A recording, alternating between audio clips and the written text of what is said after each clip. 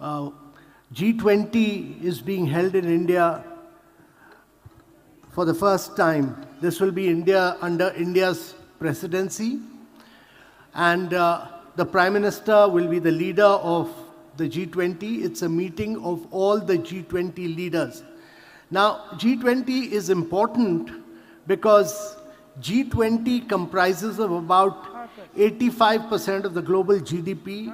It accounts for about 78% of the global trade. It accounts for about 90% of the patents. And it also accounts for almost 2/3 of the global population. And therefore, G20 is the most important global grouping in the world. It is important because the United Nations is too, large a body of 186 nations. It's very difficult to arrive at a consensus. Okay. It's G7 is a body of some rich nations, and therefore the only forum which is able to put the developed and the developing countries together is the G20. Therefore, as you see on the screen, it is more powerful than United Nations and G7. And it's a very major body. It's a very powerful forum for bringing the developed and the developing world together. Now, G20 in the past have had major success stories. Every time there's been a crisis of growth, there's been a challenge of recession, if there's been a challenge of the East Asian crisis or the Russian ruble or the Mexican peso crisis, the G20 has acted. And therefore, G20 has had very major impact earlier.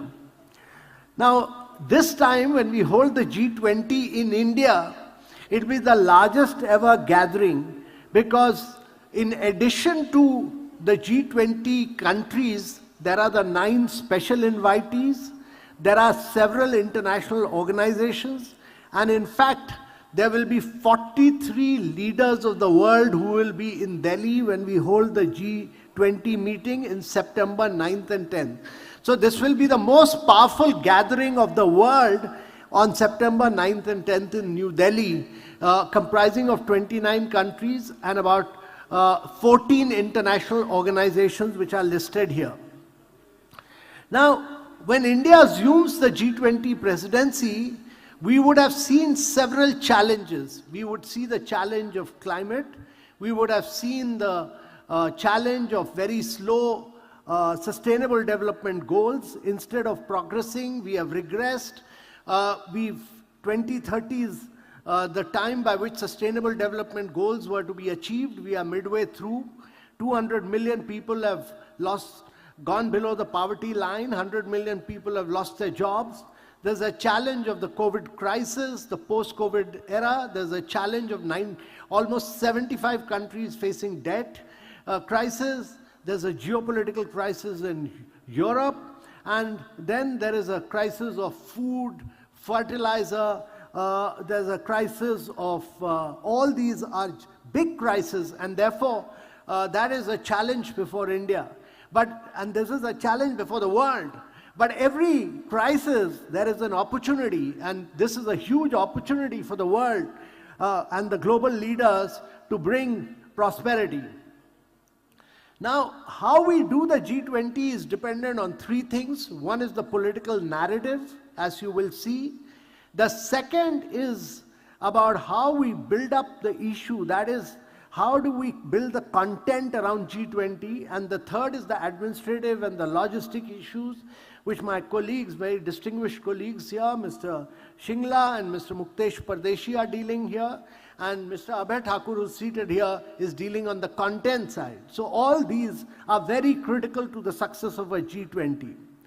Now, India has a very strong political will. The Prime Minister has elucidated that this is an opportunity to really face the world today by solving all the crises together.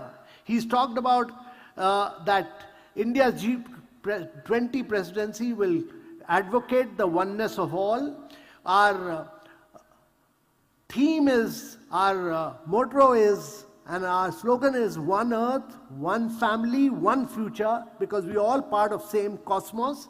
There is unity in diversity. We may have different political systems, we may have different ideologies, but we come from the same cosmos web, and therefore we should advocate the oneness of all. So there is a very strong political will led by the Honorable Prime Minister, and we are also the fastest growing large economy in the world at about 7%. We have sound macroeconomic fundamentals. We have robust public finances. We have strong manufacturing and export growth. We are the top FDI destination. We are a leader in climate change. So all these are driving our growth, and this establishes our leadership. In addition to that, we are the fastest growing large economy. We have smartphone data consumer. We are the #1 in the world. We are the #1 in terms of global fintech adoption. And we are #2 in terms of global retail development index. We are #3 in terms of startup ecosystem in the world. And therefore, if you see, even #3 in terms of the size of the economy by PPP, we are the #2 mobile manufacturer in the world. And therefore, India has really demonstrated to the world that we are leading in terms of technology, and we are poised towards becoming a high-income country by 2047. In addition to that, we've done some remarkable things, one of which is, as you would see here, that we've demonstrated that we've opened about 40 crore new bank accounts since the Pradhan Mantri Jan Dhan Yojana started in 2015, which is equivalent to the entire population of the United States of America and twice the population of Russia. We started the Unified Payment Interface, the UPI. I have not used my debit card, credit card, we use our mobile, which is the bank my mobile bank in India. And for the last 4 years, last year we did 4,860 crore worth of transaction, which is 3x of China's, almost 7x greater than the combined digital payments of USA, Canada, UK.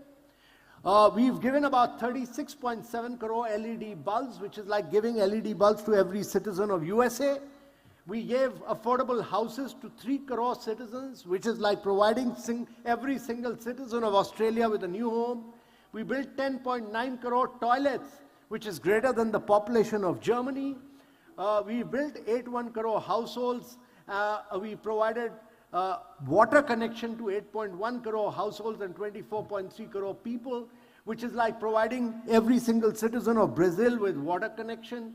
We've built over 55,000 kilometers of highways in the past 7 years, which is like taking 1.5 rounds of the entire earth. And we have provided over 2 billion COVID-19 vaccines, which is 6 times the population of USA, 5 times the population of Europe, 2.5 times the population of EU and USA combined. And we cover over 50 crore people in the form of Ayushman Bharat scheme, which is more citizens covered than the entire population of European Union. Now that has been the achievement in the last 7 to 8 years of India, the size and scale of which you will understand. And all of you as overseas Indians and NRIs are really the people who should market and promote what the size and scale to which we have done the transformation of India. Now G20 is a whole of government approach. It has the finance minister and the central bank governors, their meetings. There's a Sherpa track, there's a foreign ministers meeting. There are almost 11 engagement groups. So we have over about 215 meetings in 56 cities of India. So the Honorable Prime Minister said that this is an opportunity to clean up our cities, much like Indore has got transformed because of Pravasi Bharatiya and it has become the cleanest city in the world. This is an opportunity to make 56 cities of India the best cities of the world. This is an opportunity to promote our soft power, that is all our cultural heritage. It is an opportunity to promote our handicrafts through one district, one product. And this is an opportunity really to showcase India to the world. We are, as Mrs. Shingla will talk at length, we are doing this in 56 cities. There are several ministerial meetings being held. And in addition to that, there are, within the Sherpa track, we are doing several working groups meetings across various cities of India, and the whole of government approach means that every single ministry is involved, the finance ministry is involved, and then there are various engagement groups, which is non-governmental nature.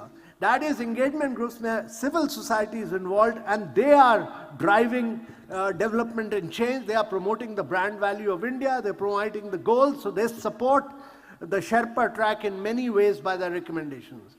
This year we started a startup group, which is very important, startup engagement groups, because India's the number 3 best ecosystem for startups. We have about 80,000 startups. We've developed about 110 unicorns. Their value is about 340 billion. We are doing about 80 startups a day now. When we started the Startup India movement in 2016, there were just about 116 startups. Today we have 80,000 startups. In India, we are creating 4 unicorns a month. There are only 6 months to a unicorn, whereas in other countries it's taking 3 to 4 years. And therefore, one of the key engagement group is the startup group. Now, our shared priorities are very important because we want to shape an inclusive future. We are sharing India's experience during G20. We want the world to benefit on key global issues from India. And therefore, as you will see, what are India's priorities? Our priorities are that how do we accelerate growth, inclusive and resilient growth? How do we bring in technological transformation? How do we push digital public infrastructure, which India has built up? How do we do women-led development, because more than 50% of the world is women? How do we drive accelerated progress on sustainable development goals? How do we bring in live green development, climate finance? And how do we build multilateral institutions for the 21st centuries? And how do we face the challenge of fuel, food and fertilizer, which are major challenges before the world today? So these are India's G20 priorities, which we'll push all through our G20, and these are key priorities for the world as well. Now, ladies and gentlemen, one of the key issues about digital transformation to the world is that the Bank of International Settlement has said that India in the last 7 years has made progress which would have taken 50 years to achieve. We have achieved this in about 7 to 8 years. If you look at the world, we have achieved this in 50 years progress in 7 years. But if you look at the world, there are 400 crore people who do not have a digital identity. Everybody in India has a digital identity. Everybody in India has a bank account. 200 crore people do not have bank, they are unbanked. And 133 countries in the world do not have a digital payment system. So how do we create the India model for the rest of the world is a very major challenge, and that is what we will try and push. The other is India's digital payment infrastructure, which has been built up, which has been talked all over the world. Satya Nadella, Sundar Pichai were all here, they were all talking about it. If you look at it, in 2013, we had done direct benefit transfer of only 10,000 crore. In 2020, we have done transfer of 5.5 lakh crore. So we were able to help 47 crore people during the COVID phase by putting money directly into their bank accounts. So this was the key, and that is how the digital public infrastructure has helped the people of the world. Now what India has done is to create the best digital public infrastructure model, which is the JAM Trinity, the UPI, the CoWIN, the Bharat Bill Pay, our tax collection is all digital, Swayam, Diksha in education, digital health, e-governance services, digital toll system. So the digital transformation has enabled India to technologically leapfrog in many, many ways. And that has been the hallmark of India's growth story in the last 7 to 8 years. How do you build railway tracks on which we've allowed private sector to innovate and take it forward. Similarly, the great story of India is the story of health architecture, because we have provided health insurance to close to about 500 crore people, which is more than the population of Europe. We are the vaccine capital of the world. We are the pharmacy capital of the world. We've provided vaccines to 75 countries in the world. We are the generic drug capital of the world. We have converged Ayurveda and yoga with our health, and these are key challenges. These are the big ticket things that we have pushed in the world as far as health is concerned, and we built a robust inclusive health model for India, which can then be taken to the rest of the world. Now, the Prime Minister wants us to do, this to be a complete whole of government approach. So we are doing several things. We are linking up with festivals, doing outreach, on which Mr. Shingla will talk about it at length. We are linking this up with Festivals of India. He'll talk about it. But our objective is that we create a unique Indian experience which is very spiritually elevating, which is culturally enriching for every visitor who comes from abroad, which is mentally rejuvenating and physically invigorating. Our objective is that every visitor who comes from abroad may be a representative of his country, must go back totally spiritually as an Indian when he comes here. And that is what we'll try and do.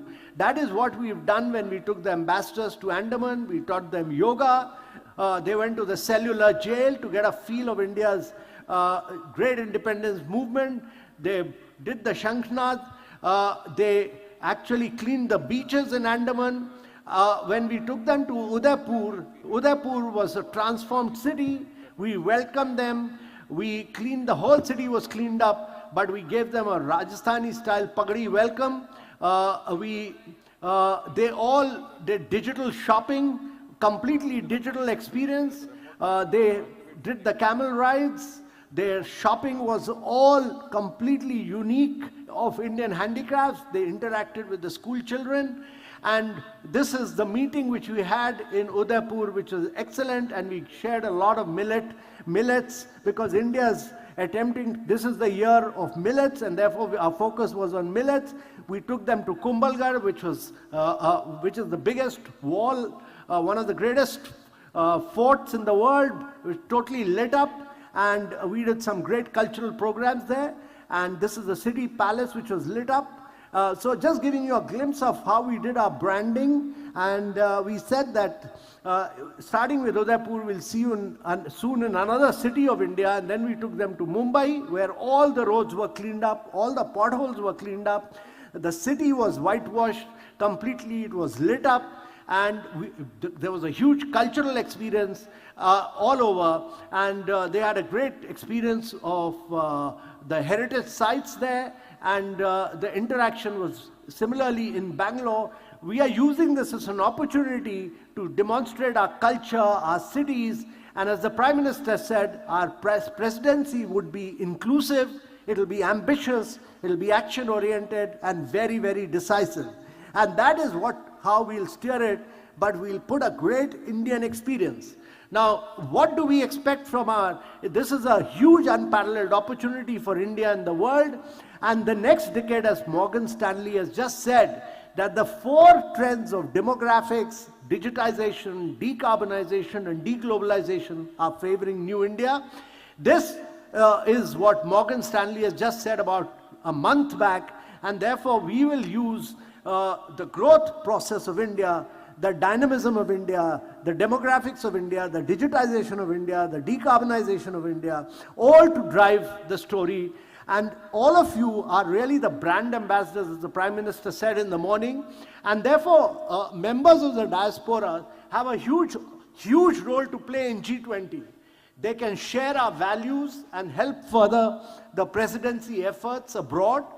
You can spread awareness about India's financial inclusion and technological transformation model.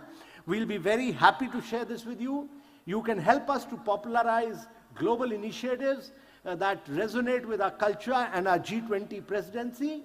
You can promote India's narrative globally on all the digital transformation that has taken place, on Swachh Bharat, on Life, on UPI, on CoWIN, on Aadhaar, on millets. There can be nobody better than to push for digital transformation, for women-led development, for sustainability, climate-based initiatives. You can vocalize the Indian narrative. All of you have a very major role to play, and you are our brand ambassadors for G20. And therefore, you can promote issues and initiatives prioritized. You can be our cultural ambassador. You can popularize all our initiatives such as yoga, Ayurveda, lifestyles, digital payments, and you can organize events and activities in your respective countries to highlight issues taken up by India during its G20 presidency. All of you have a major role because you can support businesses and initiatives that align with the goals and priorities of our G20 presidency. You can start discussion on issues that India will take up through your conferences, workshop, and other events, and you can engage extensively with media and share India's G20 priorities. We will welcome all of you to play a major and key role in this. So, ladies and gentlemen, I request you all to be the brand ambassadors of India G20 presidency. We'll be very, very happy to handhold you, to work in partnership with you, and to assist and support you in making India's G20 presidency a unique experience for the rest of the world. Thank you very much, ladies and gentlemen. May I now request my colleague, Mr. Shingla, who's been our Foreign Secretary.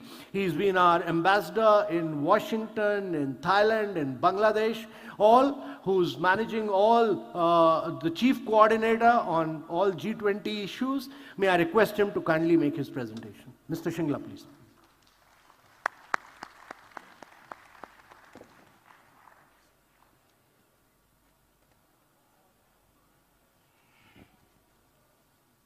Very dynamic, sir. Well done, sir.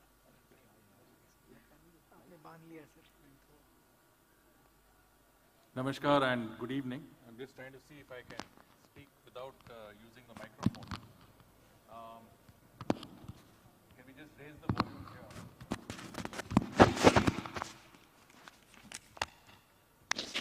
I hope you can, I'm not sure if people can hear me. Okay, so let me just go back here. I do have a remote mic, but I think we'll have to rely on technology as it stands. First of all, let me say how happy I am to see so many of our friends here, and we welcome you both to India and to the Pravasi Bharatiya Divas. Sherpa, Shri Amitabh, Kant has already given you a very detailed perspective on how we intend to conduct our G20 presidency. We have to remember one or two things. First, that this is the first time India has ever become president of the G20. It's a unique opportunity for us, not only to place our narratives on the global agenda, but also to showcase our development, our experiences, our cultural heritage, our diversity, and also our tourism potential. So much of what our planning is about the G20 presidency is linked to some of this, I would say, background in terms of our presidency objectives.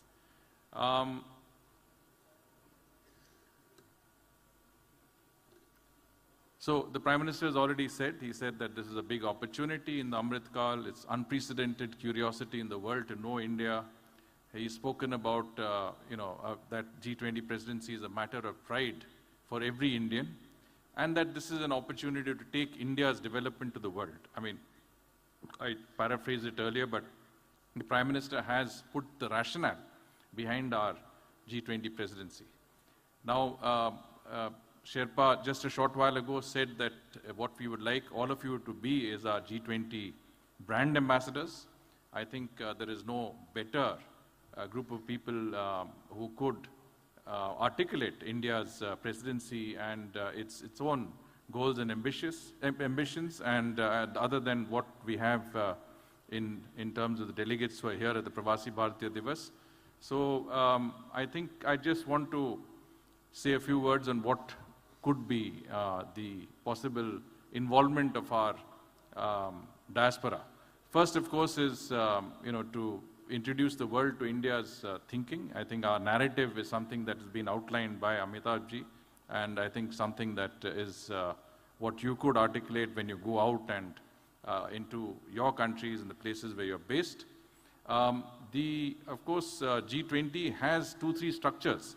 One is a government-to-government structure, but the other is also non-governmental engagement groups, what we call them. There's the Women 20, Youth 20, Urban 20, there is Think 20, Civil 20, Business 20. And I think in each of these engagement groups, you will find your niche and you will find your area. And we're most happy if you can be represented from your countries and come and participate here.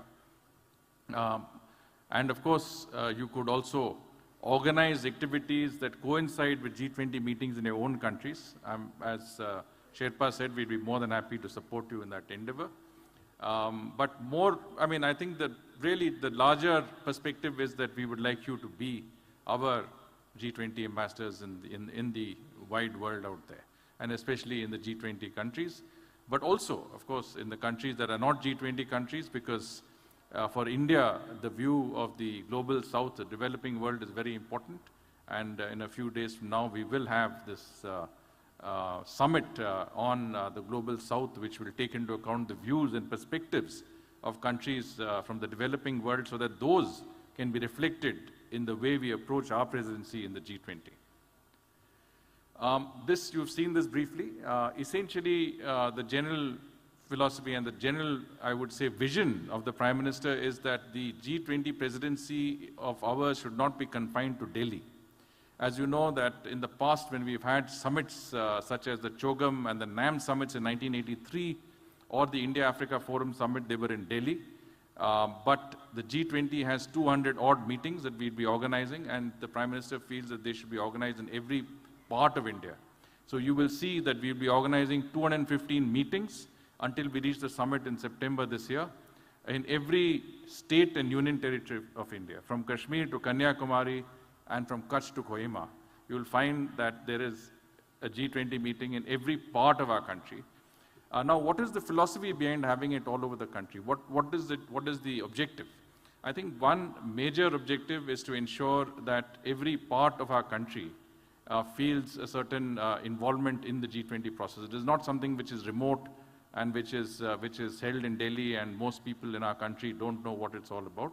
It's essentially the idea of taking it to every part of the country is to ensure that every state is a stakeholder, every citizen of India is a stakeholder, and that the message of India's G20 presidency is intelligible to every citizen of India. And I'll come down to that also as we go along. So here you see, at a comparative level, many other G20 presidencies have also tried to broad-base their G20 presidencies by having meetings in many cities of their country. Indonesia held it in 25 cities. In 2016, China held it in 12 cities. But in 2023, we are going to hold it in 56 cities, and this is a record in the G20. And I very much doubt any country in the world will be able to match this record of 56 locations in which G20 meetings will be held. Of course, it is a great opportunity for India, but this we have already gone through. I mean, it is an opportunity to showcase our development, tourism potential, culture, also our business-to-business contacts, and of course, promoting our narratives such as lifestyle for environment, sustainable development, and other areas that are important. This also Sherpa has focused on, but let me try and give you the perspective. Jan Bhagidari is the mode by which we will take the narrative of our G20 presidency down to the grassroots level in India. In other words, we will make sure that every part of our country is familiar with what India's G20 presidency is, what our objectives are, what we are seeking to do, and every person in our country feels that he's a part of this G20 presidency. So this is a mass movement, I would say, that involves all the way from universities to schools, to festivals, through quizzes and essay competitions, through marathons, essentially anything that captures the popular imagination, where there are large numbers of people. There will be branding on G20, there will be information on G20, and people will be involved with the G20 process. Even while you came to the Pravasi, you would have seen a number of branding initiatives speaking about the G20, and that is how we intend to take it out to the entire country. So it's a very important domestic objective to ensure that it is something that is comprehensible to each and every person in our country. So what are the instances? I'll just give you some examples of Jan Bhagidari by which we have taken G20 to the rest of our country. One of the very, very pertinent examples is when we tried to develop a logo for the G20. Now, how do you develop a logo? There are many ways, but here is a unique way. We used crowdsourcing. In other words, we made it open to everybody who could enter into a competition and who could actually give ideas about what our logo should be. And through crowdsourcing, we got 2,000 entries, and some of the best entries were used. And I think the logo that you see before you is actually a synthesis of a number of ideas that have come from the public. So the public has been involved right from the beginning in creating our logo. And if you think that logo represents our ethos, then it is really coming from the grassroots level, right from the citizen himself. And the Prime Minister himself released the logo in a virtual address. And I think this is popularized all over the country. People got to know what India's G20 logo is, what the theme of Vasudev Kutumbakam, one earth, one family, one future meant. Here you can see that on the 1st of December, when we actually took over our presidency, here is the famous sand artist of India, Shri Patnaik in Odisha, in the International Sand Art Festival, who created this model G20 presidency on sand. And here you can see that on the 1st of December, 100 prominent monuments in India were lit up with the G20 logo, right from Mahabalipuram to Sanchi Stupa in Madhya Pradesh, from Nalanda to Red Fort in Delhi, and from Kumbhalgarh in Rajasthan to Butterball in Mahabalipuram again in Tamil Nadu. And what we did is that we organized a selfie competition. Public was invited to participate, to take selfies in front of these monuments with the G20 lit up, and the best photographs were uploaded on the website. The idea was to involve the public, to get them associated and to make them feel that they're part of this overall exercise. It's not a remote exercise, it is one that involves each and every citizen. And here we can see that on the 1st of December, there is something called the University Connect. This program was organized in Delhi, but 75 universities all over the country, including in the 56 locations where we'll have our G20 meetings, participated in full force. And students from all over the country were very happy to be part of this process. And then we've also asked them to be student brand ambassadors for the G20. You can see the marathon, marathons like the Mumbai Marathon, quiz and essay and slogan writing competitions in schools have become very popular. And universities, as I said, will continue to have sessions which will debate the G20. So we have a model UN. We also have a model G20. And that will be increasingly, I think, discussed in schools and participated by students all over the country. Here you see festivals. One festival which is in Northeast, which is the Sangay Festival in Manipur. Our Minister of External Affairs, Dr. Jaishankar, was there, interacted with youth, with students. There was a selfie booth of the G20. So this is the first time that people got to know, in these parts of our country what the G20 was about. The 1st of December also had the inauguration of the Hornbill Festival in Nagaland. Again, G20 was the theme. Here you can see the Kite Festival inaugurated yesterday on Makar Sankranti in Ahmedabad in Gujarat, where the G20 kite was very prominent, and many of our participants flew the G20 kite, including Consul General from the G20 countries in Mumbai participated in this exercise. Khajuraho Dance Festival is there. We also will release G20 coins and stamps. So please look out for these coins and stamps. They will be released in the stamps, of course, will be in the public domain, but there will be special commemorative G20 coins which will be out fairly soon. This just gives you a sense. Look, in every meeting there are 3-4 facets of participation. I'll run through that in the next slide. But here is an example of the welcome that G20 ambassadors received when they came to the Andaman Islands, a very special part of our country. So this is Port Blair, where they've just landed in an aircraft and they're being received in a very distant part of our country, distant from the mainland, but nonetheless, I think very, very important part of our country. And this is an example of their welcome. This you've already seen in Udaipur when they arrived. Here is a sense of how a G20 conference hall looks like. You have to have a very large table which can seat 43 representatives, all equally seated, so that there is no distinction between G20 members and others. And of course, you need a very large space to have a conference of that magnitude. Some of the activities we organized, beach cleaning, yoga, these are delegates who are there, and I think all of them have enjoyed these activities thoroughly. This is an excursion, just an example of an excursion where in Port Blair we took them to the cellular jail where many of our freedom fighters were incarcerated. And again, a good example of iconic places where we want to take delegates and show them our history, our culture, and our heritage. This is an example of the Indian experience. The Prime Minister has said we want to hold an impeccable and uniquely Indian G20 presidency. And that is our effort, to make it a uniquely Indian presidency. When you go to Rajasthan, this is, the lady you can see here is the Sherpa of Saudi Arabia. She's clearly thoroughly feeling what India's color and vibrancy is all about. The other lady feels the culture, in Rajasthan.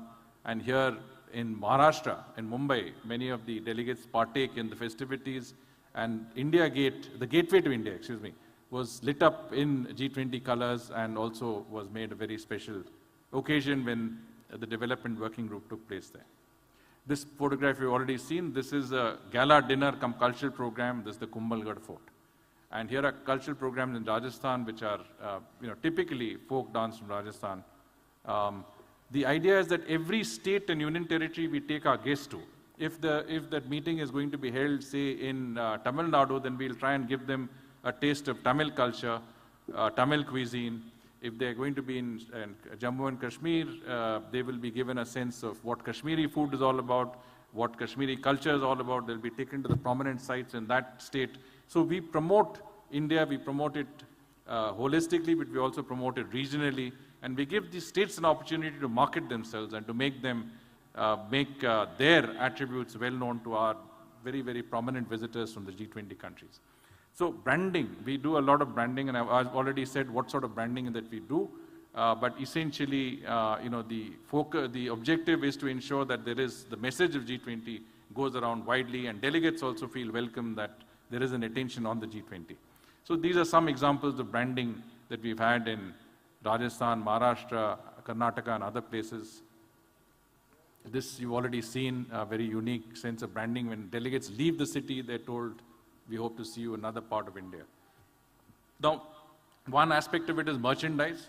We are developing T-shirts, caps, this lapel that this young girl is wearing, water bottles. All of this we hope to merchandise soon, and I'm sure OSD Muktesh Pradesi will be able to speak more on that in the Q&A.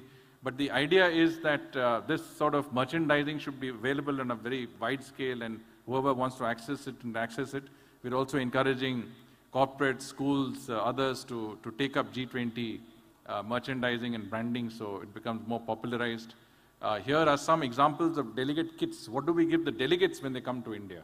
They get a millet box with millets that are traditionally part of our cuisine. They get colorful delegate kits.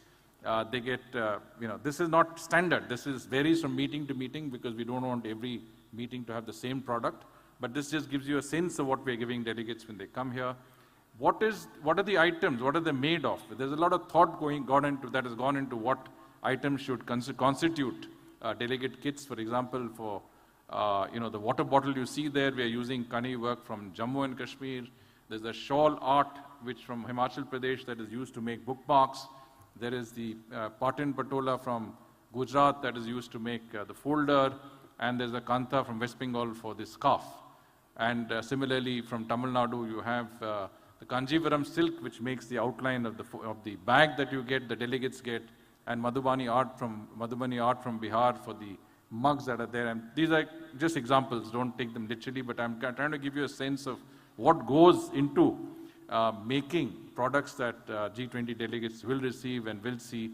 And as the Sherpa mentioned, each delegate will get a gift from that particular state or district that he's based in. Based on our one district, one product initiative, essentially that wherever you are, you will get the best product of that area. And I think that will represent the state or the district in which they are holding the meeting. Training is very important. We have trained our people to equip them to deal with the G20 presidency. Not only are there people being trained at different levels. Here you can see a training program for drivers in foreign languages.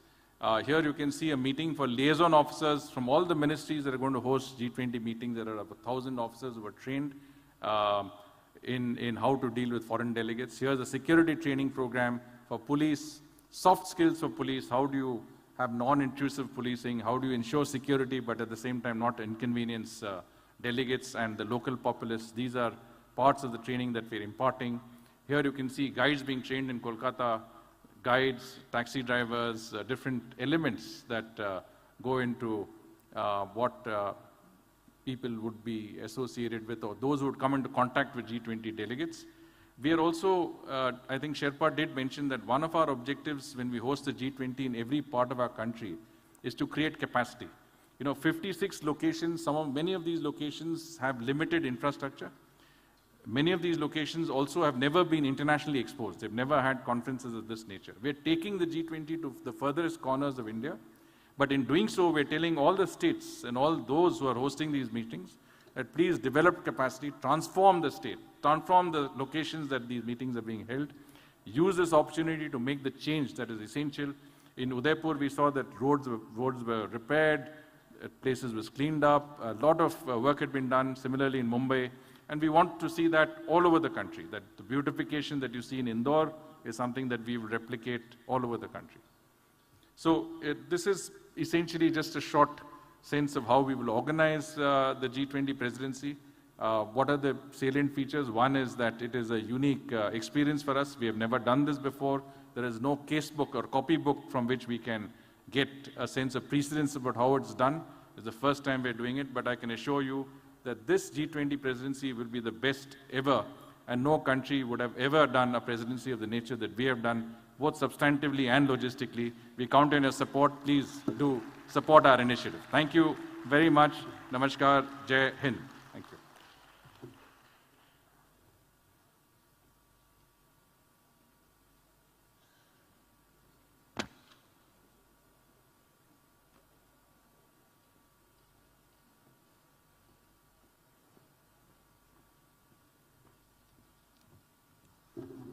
Thank you so much, respected Shri Shringla. So we are going to play a film.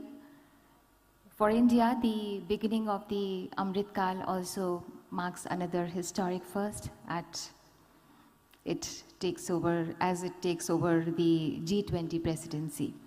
So we now present audiovisual in front of you of India's G20 presidency. So let's have a look. This is about the theme.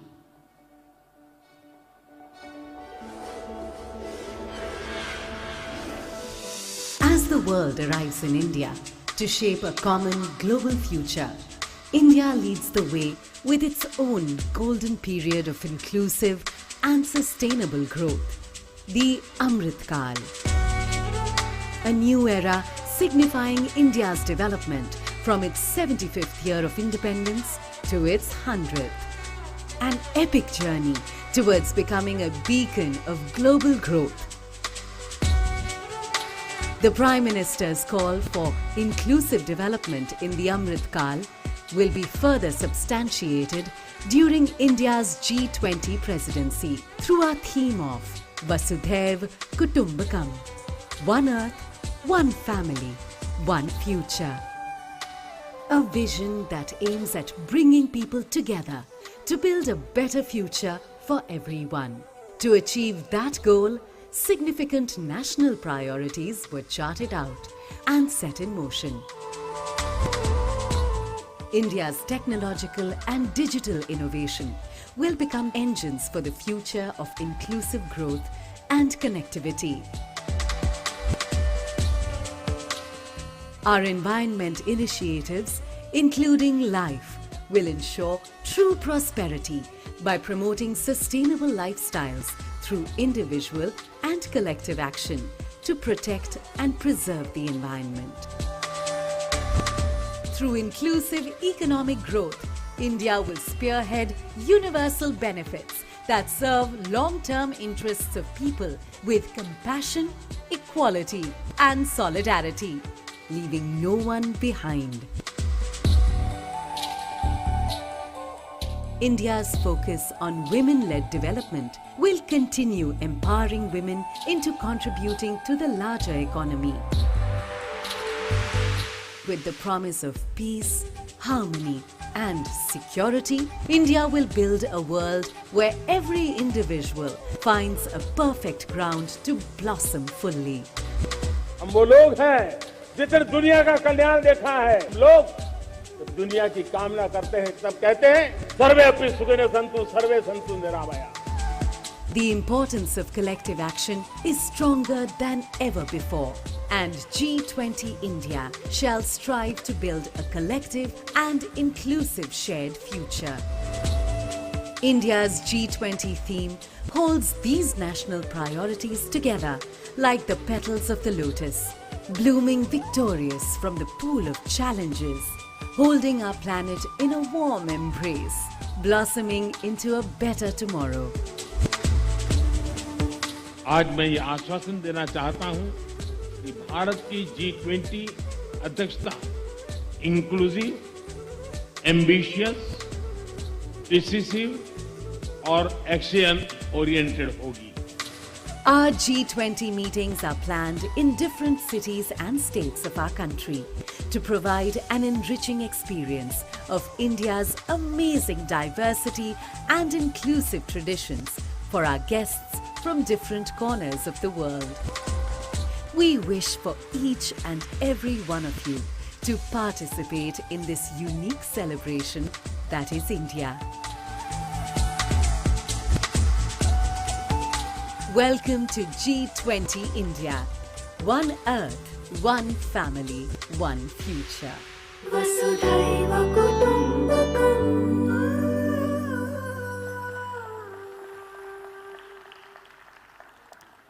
तो अब हम एक recap आपके सामने प्रस्तुत कर रहे हैं. Recap of the events from the first month of India's G20 presidency. So let's watch.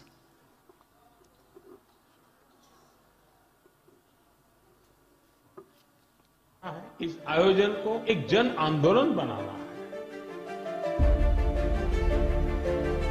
We have to make the world India ready.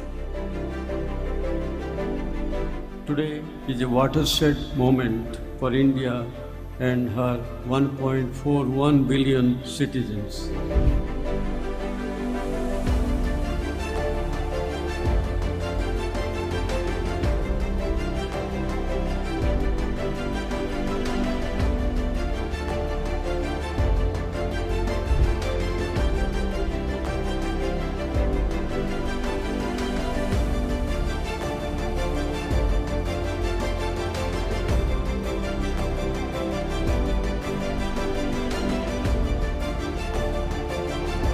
Our perspective is that we should have a win-win collaboration between all of us.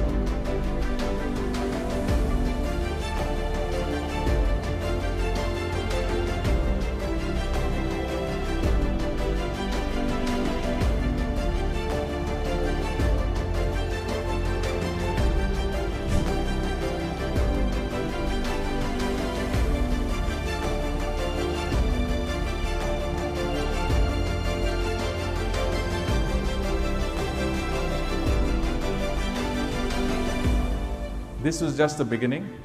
There is a lot lined up in 2023 under India's presidency, under our theme of One Earth, One Family, One Future. And this is your very favorite segment, that is question answer segment. So we have amongst us Shri Harshvardhan Shringlaji, Chief Coordinator G20 Secretariat, and we have also with us Ambassador Shri Mukesh K. Pardeshi, OSD G20 Operations, and Ambassador Shri Abeta, Co-Additional Secretary G20. So the floor is all yours, and may I have the questions, please? We have 3 dignitaries on the desk. Yeah.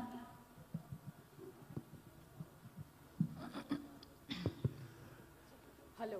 Yeah. Amitabh Panji, thank you so much, sir. It was very insightful, and I congratulate first of you that India has got G20. Myself, Shweta Ajmera, chartered accountant and lawyer. That's why I have more interest in this field. I would first request you to please allot Indore for the 56 cities. My personal request that we will do it a grand success in Indore. And second thing, the question which I would like to ask is that how digitalization would be taking place in the G20 thing? Amitabh Kanji has left already, so we are 3 dignitaries, as I told you. So your question Sorry, is I to didn't saw the, yeah. Mr. Shringla ji, you can answer this question, I believe.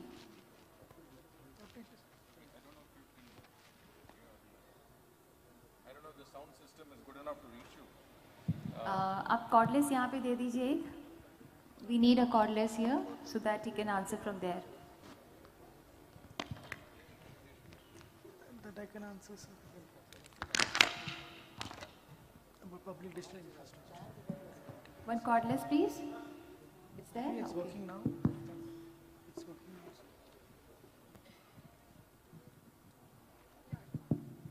No, thank you, Shwetaji. I think that's a very good question. First of all, we do recognize that we have come to the cleanest city in India, Indore, and that factor weighed in heavily. I mean, as both Mukteshji and Abhayji will tell you, while we were planning the locations of cities where we would hold G20, one of the indexes was Swachh Bharat Index. That means that where do locations stand in that index? And Indore came first, so we couldn't possibly have left Indore out in the meetings of the G20. So we will certainly have at least one meeting, if not more meetings here. And you can be sure that that Indore will be the center of attention at some stage in our G20 presidency. With regard to the digital side of it, what we are saying is that our record in digital transformations. The Prime Minister in Bali said that 40% of the globe's digital transactions came from UPI. In other words, 40% of digital transactions anywhere in the world is from India. So financial inclusion and the use of digital means for financial services has become almost a way of life in our country. So, so look at the digital platforms that we have for digital public good. Whether it is, it is Co-Win platform, whether it is, for the Arogya Setu platform for the COVID pandemic, or whether it is platforms for financial inclusion, direct benefits transfer, in whichever way possible, we are reaching every part of our country through the digital process. The digital divide no longer exists in India. So today we are saying that we will take highlight and showcase our digital achievements and try and replicate this at scale in the rest of the world, especially the developing world. And we want the G20 to assist us in that process. In other words, it is through the means of the G20 we will take it to the rest of the world. And a lot of work has been done in that regard, and I think we will use this as a very strong priority in our presidency. Digital transformations, digital public goods, digital services will become a very, very important part of our priority of our G20 presidency. Do you want to say anything on this further, Abhay? No, thank you, sir. I will only add that, digital health, digital agriculture, digital tourism, you name it. And the idea that public digital infrastructure could be the foundation on which private sector can innovate and have so many startups that our Sherpa spoke about. If we can universalize this model and get it, adopted with national conditions in different countries, this will be a huge message from India of financial inclusion, of enabling hundreds of millions to be lifted out of poverty across the globe, as well as promote our IT sector, our IT industry, and really position India as a unique digital superpower. And G20 can be a vehicle for that, which we will leverage to the maximum. Thank you. The next Hello, question. Sir. Hello. Too many hands. Hello, sir. Amok here. So firstly, I want to thank you, and I totally agree whatever you said, because it would definitely give a global exposure. Please stand. We are not able to trace. Yeah. Okay, you're there. Okay. Yeah. So firstly, yeah, I want to thank you, and I totally agree on whatever you just said, because I have also worked in technology and I'm working abroad, and I have asked my company to expand to tier 2 cities like Indore, and they have never heard of it. So as a global exposure, it adds, and I can easily demonstrate. One question which I want to add is how can the youth contribute to this? So, like if you need any digital platform or any other suggestions you have for youth, that would be very useful. How can we connect to it? Yeah. So, both to showcase how startups can work on a public digital infrastructure. This is one, area where youth can bring a lot of digital, public goods are really being popularized and understood better by the youth. It is not just about, a computer with a few, gimmicks on it. There is so much more that the entire economy and the entire digital public good platform can be run, and in this the youth have a massive involvement. So for example, involvement of the startups, involvement of all the new innovations that are going across universities in the digital sector, digital agriculture, digital health.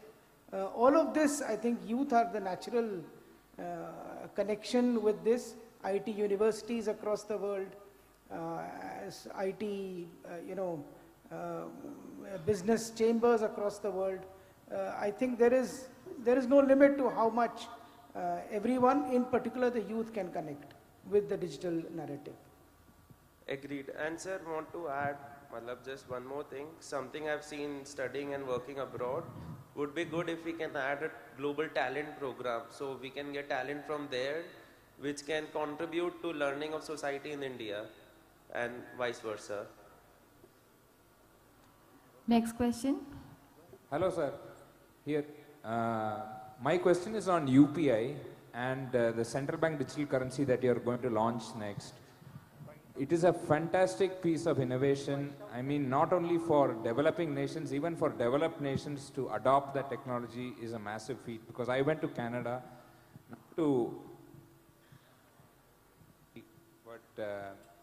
the technology that we have here is one of the world's leader. How can we be brand ambassadors of this technology? And how are you able to provide this technology at almost no fee in India, which is fascinating? And if some country has to adopt this, would you be charging a fee? How would it work? And how can we be brand ambassadors of this payment technology, whether it be UPI or whether it's going to be the CBDC that you're going to launch very soon? Thank you. Yeah, thank you. I'll be quick. So what we are trying to do in the G20 is to get a framework, guiding framework for countries to be adopted, what can be called as a high-level principles of public digital infrastructure, which will encompass all of this, that the platform should be open source, that the platform should be accessible, that it should be consent-based data with,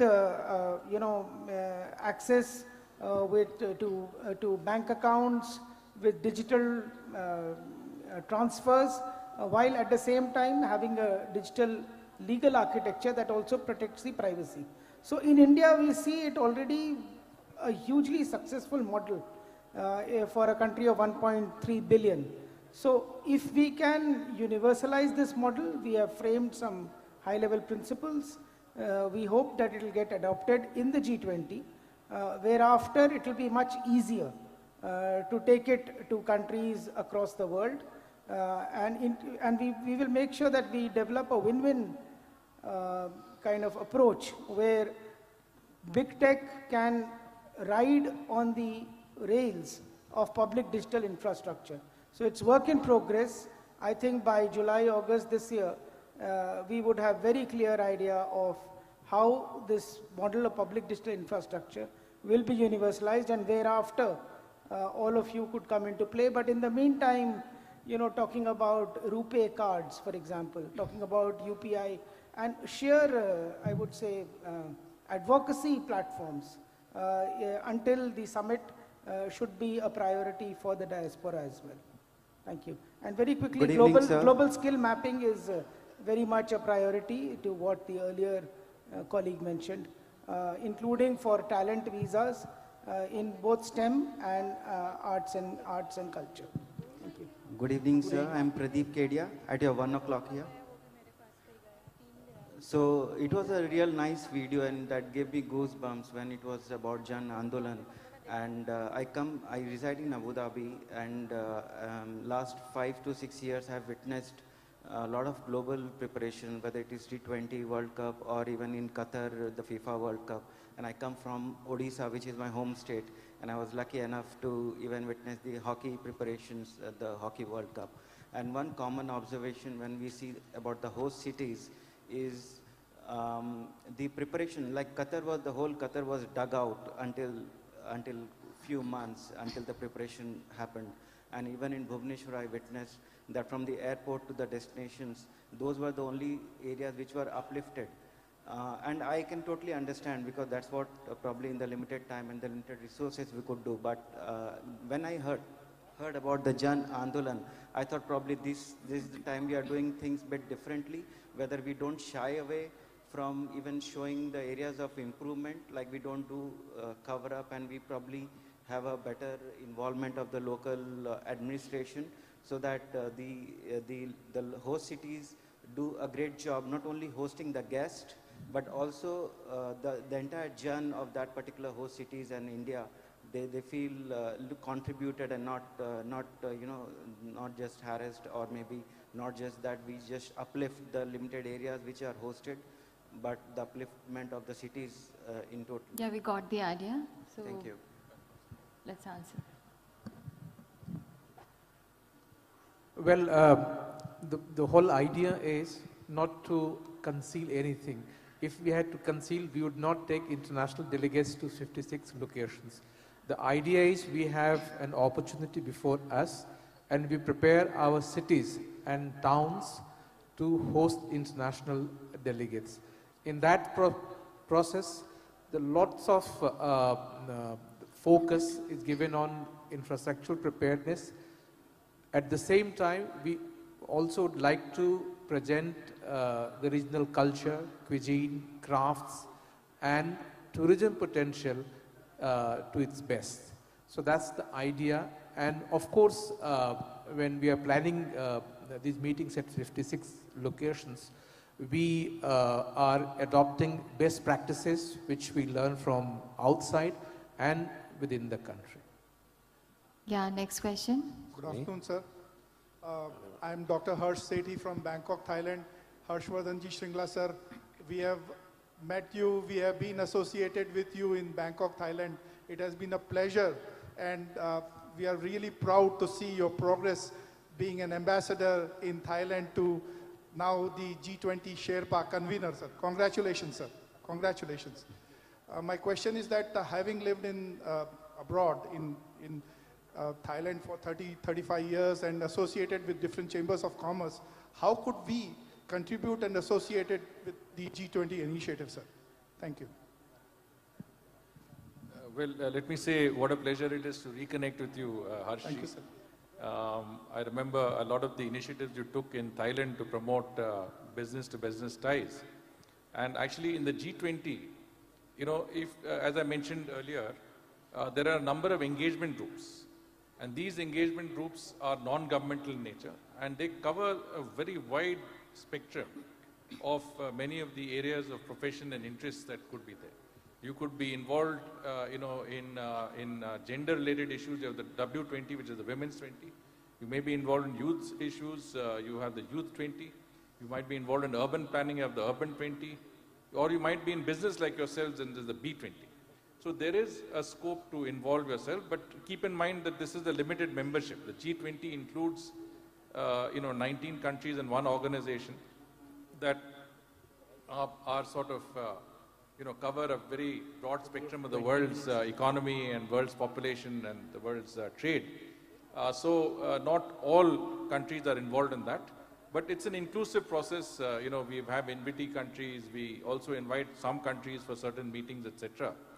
I would certainly suggest that at the level of the chambers in Thailand and any other country, you should organize parallel events that are linked to our B20 process. And our, interlocutors, I'll also ask Ambassador Abhay Thakur, who is dealing with the B20 process, or the CII, which is our nodal organization B20, to see how we can involve chambers, even if you're not members. But the G20, by its very nature and by the Prime Minister's vision, is to make it inclusive. So involve as many sections as possible within our country and outside our country. So that is why we've had this meeting today, try and get a sense of your thinking and to see how we can best involve you. And I'm sure, we can take it up from there. So the question, thank you, sir. The question should be... Just a second, I mean, Just wanted to say the question should be very precise, to the point, please. The question is to Shringla Sahib. It's Prameet Makode from Boston. So 3 years back, we have hosted you and invited you to Boston Center of Excellence. And I'm originally from Indore, so now we are welcoming you here. So thanks, sir. So now about G20, you already given enough insight on the digital initiative. So one question is about how G20 is going to help the developing African nations, because there are more than 40 countries out of 57 countries which are really in a state where they need a lot of help. So how India, under its leadership, can help Africa, and as I said, digitally, aapne bataya, and particularly in the agriculture sector, there is thousands and thousands of acres of agricultural land that we can help, and also on the deforestation and the carbon credit side. So if you could throw some light and give us some insight, that would be helpful, sir. Thank you so much, Amitji. It's good to see you here. Africa is a very important and priority continent for us. Not only because a very large number of developing countries are there, but a lot of the issues that we dealt with in the presentation that Sherpa made, 4 billion people who are without identity cards, the exclusion aspect is very prominent in Africa. Which is why in our presidency, I think we have the largest representation of Africa that has ever been there in any G20 presidency. We have 6 African countries that will take part under our presidency. South Africa is already a member of G20. African Union will be there, so that's African Union President will be there. Okay. NAPAD President, which is Rwanda, will be there. We've invited Nigeria, we've invited Egypt, and we've invited Mauritius. So we'll have 6 countries from Africa, the largest representation ever. I did mention that in a short while we will have the Voice of the Global South, in other words, a summit that involves the developing countries. Our idea is to garner the views of the developing world and to see what the thinking is and to factor that thinking into our presidency. And Africa again will be an important part of that. Recovering degraded land, for example, as you mentioned, is a very important objective in successive G20 presidencies from Saudi Arabia. And we will be taking up some of these issues. I'll also ask if my colleagues want to, I think Abhay, you want to say something? Like on the organic farming or yes, agriculture? I mean, yeah, very quickly, debt crisis, this is something that is facing the world, largely many African countries. So this is going to be right on top of the agenda of G20 on what to do with the common framework for, on debt in terms of how the finance ministers can deal with it. In addition, in terms of agriculture, the whole idea of a food security initiative, not only connecting farmer to the marketplace, agriculture market information system, nutritious food, talking about, global food security with carve-outs or regimes which will facilitate freer food and agriculture trade and investment. So this whole, whole global food security initiative, together with digital agriculture, climate smart agriculture, are very important themes for G20, which will help Africa. The other important point is the new, collective quantified goal for climate finance. That is another major area, expansion and enhancement of the mandate of the multilateral development banks, international financial institutions, so that they can fund green projects, credit enhancement for projects in developing countries, including largely in Africa. So I think credit enhancement, climate finance, international food security, financial inclusion, 6 countries of Africa, being invited. I think there's a very major focus on Africa on the whole. Thank you, Thank sir. you. Always a pleasure. Hello. Yeah. Sir, here, my name is Satish Kota from an international engagement platform, Navatize. My question is, what is the future of G20? Are we looking at undermining UN, which is being controlled by the top 5? Are we going to divide the influence of those 5 and set it out to others, and the rest, the world is expected to do that? Otherwise, UN has always been controlled by the big 5 and the rest of the countries has no value around that. No, in fact, I think that's the very, I would just pick that word because it was provocative. There's of undermining any other institution.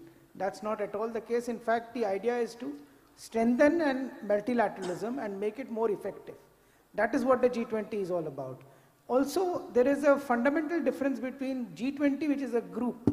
It's a group of 20. It is not an international organization in itself.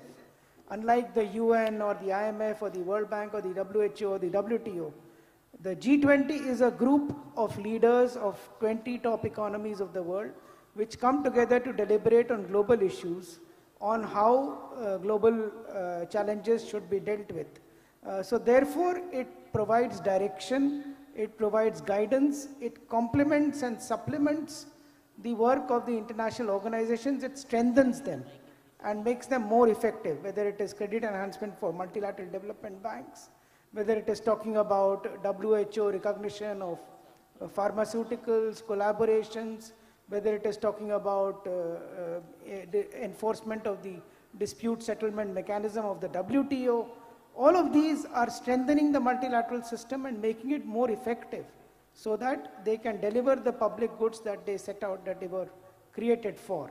So that is what the G20 is doing. It is not competing or undermining any other organization. It is a guidance body of top 20 leaders of economies of the world which strengthen multilateralism. Thank you. Thank you. Any other? Yeah, hello. This is Seema Aluwalia. I would like to congratulate you, sir. And would like to know if there is a quorum for G20 women cell which we can contribute. Like, I'm an automobile engineer, so I would like to be part of active G20 forum. So for the women as a woman cell. Thank you. That's my question, sir. Thank you. G20 is essentially an intergovernmental forum, but to supplement the work of the intergovernmental forum, there is a very vibrant and active track called engagement groups. And there are more than 10 engagement groups, including one focusing on women. Let me share with the audience, and you would like to follow G20 activities through our website, Twitter handle, Instagram and Facebook. Most of the engagement groups have set up their own websites and they have social media handles. So you could connect with the activities of the Women 20. There is additional activity on women track, it's called Empower. So there are two groups exclusively devoting on women issues. There are several other focusing on youth, startup, science. So please feel free to connect with, particularly those who live in G20 countries. But there are opportunities for those who are not from G20 countries. There are several methods of connecting with the activities of these G20 engagement groups. Hello. Hello, my name is Balarama Varanasi. I'm an American graduate and I'm currently in Hyderabad, but I'm supporting two American enterprises in their outreach, US Global Business Forum and Academy for Global Business Advancement. I am interested in seeing, I would like to congratulate for Youth Pravasi Bharatiya Divas. Likewise, I would like to see professional Pravasi Bharatiya Divas. Like in NRIs, we have ATA, NATA, all cultural language type association. I would like to see professionals based on all project management professionals of Indian origin across all nations being together.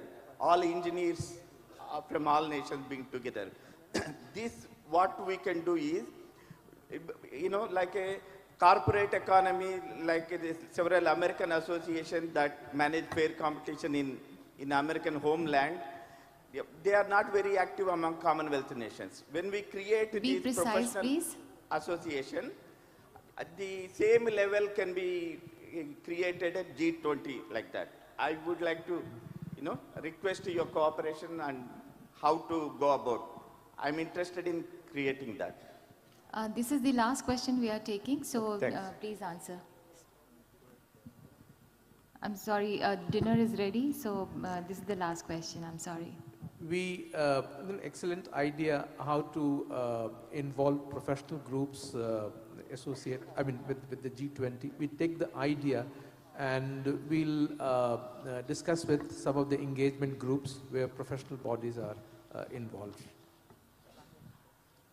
So thank you so much. Thank you all the dignitaries on the dais, respected Mr. Shringlaji and all our guests. Thank you so much for being with us and answers all the queries.